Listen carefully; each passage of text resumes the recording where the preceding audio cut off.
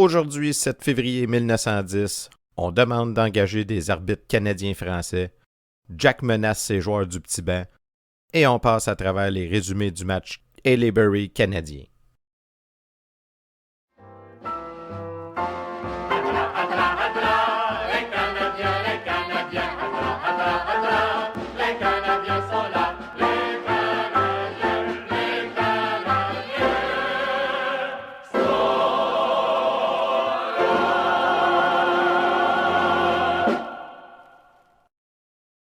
Bonjour à toutes et à tous, bienvenue à la revue de presse du match du 7 février 1910, une présentation de Raconte-moi mes ancêtres. 7 février 1910 où le Haileybury rend visite aux Canadiens au Jubilé de Montréal.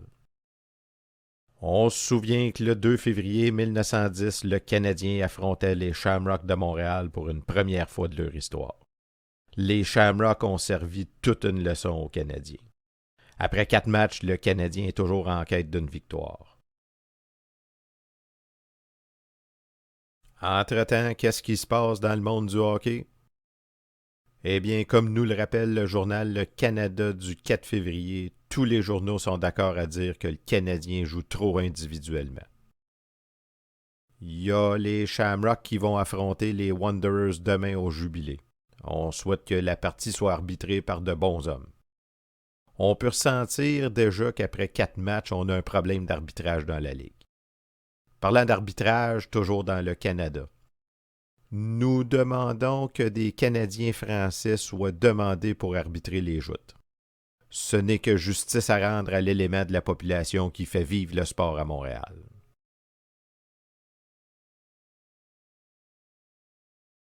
Le lendemain, 5 février, le Devoir en rajoute. La lettre est adressée à M. Emmett Quinn, secrétaire de la Ligue nationale.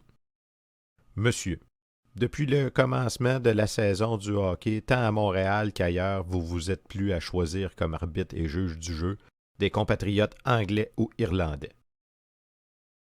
Est-ce chez vous un parti pris, de l'ignorance, un manque complet de tact ou du fanatisme bête, je l'ignore. Ce que je sais et que personne n'ignore, c'est que vous avez nommé comme arbitre ou juge du jeu plus d'un incompétent. Le public et les joueurs ont droit à plus de considération de votre part, monsieur le secrétaire, croyez-le. Ne craignez pas de déshonorer le jeu de hockey en donnant la direction à des Canadiens français. Ils en valent bien d'autres ce que je sache.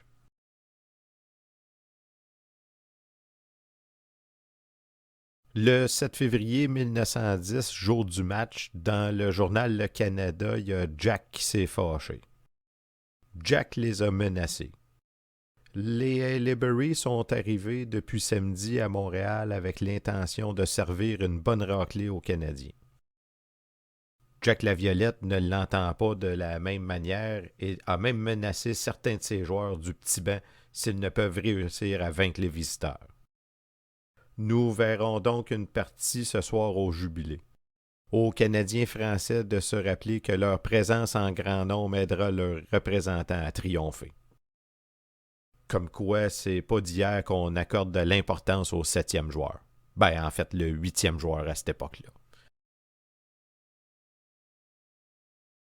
Le match a eu lieu le 7 février, mais on est dans les journaux le 8 février. On peut constater un Ross dans l'alignement du Haileybury, eh bien c'est effectivement Art Ross.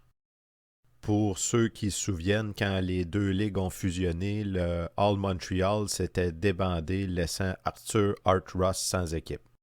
Donc Art Ross s'est ramassé avec le Haileybury. Du côté du Canadien, on se souvient que Lalonde avait manqué le dernier match, eh bien il sera en uniforme ce soir. Mais cette fois à la position de centre. Le trio d'avant sera complété de Bernier et de Décarie. Poulain va prendre la place de Rover et le trio de défense sera composé de Pitre, Jack et Groux dans les buts. Les arbitres seront finalement M. Meldrum, son assistant M. Chip Chase et les umpires M. Guilbeault et Ferguson.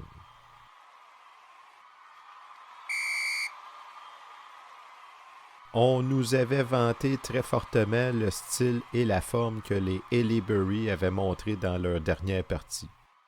Si bien que le public s'attendait à voir hier soir du beau sport au cours du match qu'ils sont venus jouer avec le Canadien. Eh bien, il nous a pas fallu déchanter. Les visiteurs ont joué un jeu très dur, brutal même par moments, usant, abusant même des body checks sur la clôture.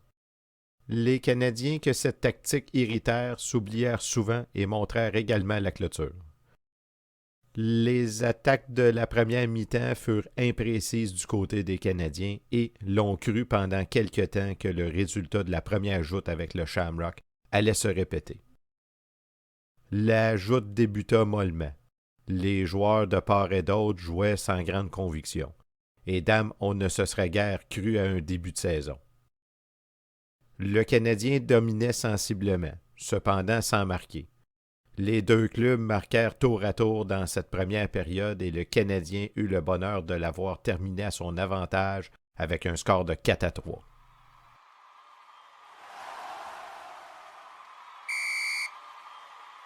Dans la deuxième mi-temps, cela alla un peu plus vite de part et d'autre.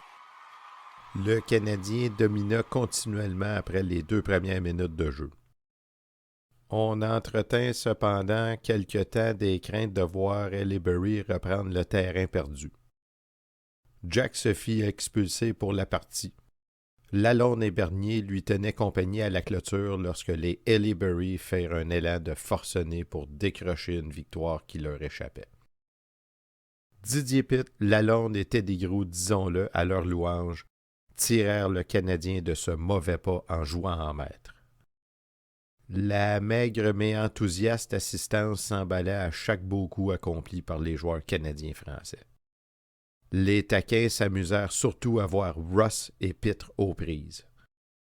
Ce dernier fit montrer une grande veste au fameux Arthur qui échoua à chaque tentative qu'il fit pour scorer son point.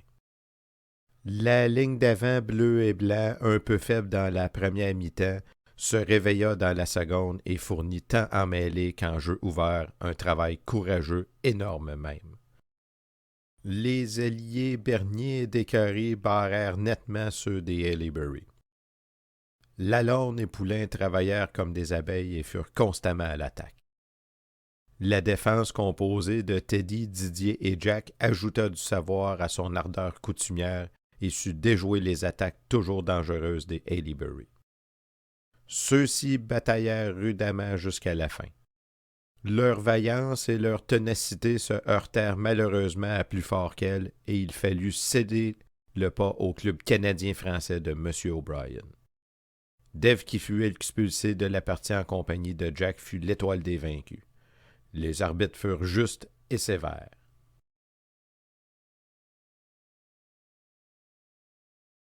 Un premier succès. Les Canadiens ont remporté une belle victoire hier soir sur les Haileybury. Pour ce premier succès de la saison, l'équipe canadienne-française mérite de chaleureux éloges. Le score a été de 9-5. Il n'y avait pas bien longtemps que la partie était engagée lorsqu'on s'aperçut que le jeu était très rude et que les adversaires n'avaient nullement l'intention de se mélanger. 2 joueurs, Laviolette et Dave, furent bannis pendant à peu près la moitié du temps du jeu du deuxième mi-temps. Le jeu fut donc assez peu correct pendant toute la partie, presque continuellement on vit les joueurs envoyés au repos. Bob Meldrum, M. Chip Chase dirigeait la joute.